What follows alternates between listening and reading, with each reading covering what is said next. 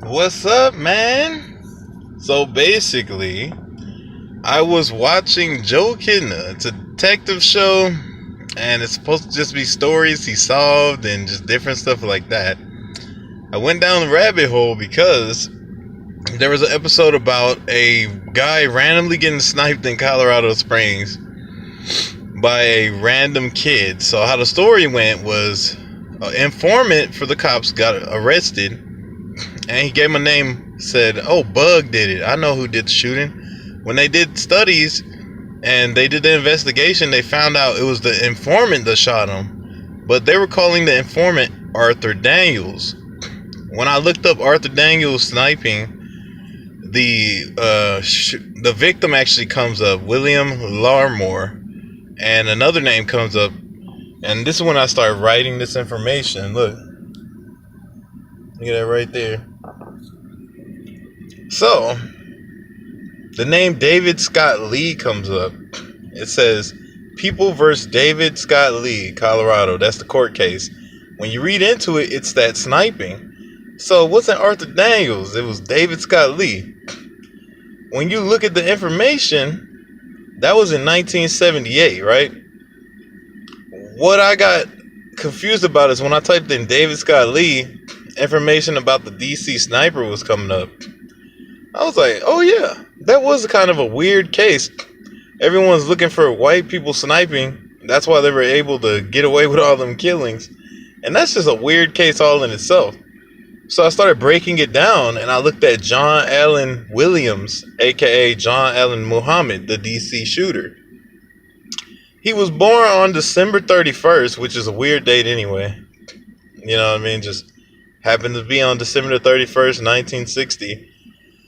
So if you look at 1978, that would basically make the dude around 17 years old who shot William Larmore. Like if we look at it age relation, and I think he was around the age 16 or something. So it was really close. Right after that thing happened with that guy sniping the person in Colorado, he disappeared. You can't find no record about him. No, nothing about him. He apparently went into the system. Hence, John Allen Williams / Muhammad joined the Army National Guard on 1978. The same day the old boy had the case, like the court case. So maybe it's just a coincidence, but he joined that, and then they have him actually joining the Nation of Islam on 1987. He says he kidnapped his children. Yeah, he kidnapped his children and taken them to Antigua, and that was in 1999. Then it says there was a 2001, he changed his name to John Allen Muhammad. So all that kind of happened in a little time frame. When I look at the other card of information I have, his military record says in 1985, he was in Fort Lewis doing his first tour. So 2 years after that first tour, he joins the Nation of Islam. That's what it looks like on, yeah, that's basically what it is in the timeline. So then the next stop in the timeline, it says Gulf War. He went to the Gulf War in 1991, Fort Ord 1992, 1993 Fort Lewis, 1994 honorable discharge. So they're moving this motherfucker around a lot. And after he got honorably discharged, the next thing he does is that's when he kidnaps the children and takes them to Antigua, and got caught on credit card fraud and document fraud. So something happened between that time frame, and then he changes his name and then goes on this shooting.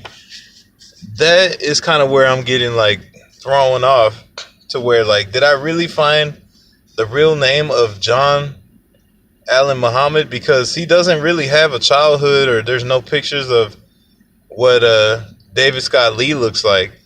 So look into it next time. If you get any time, just look into David Scott Lee.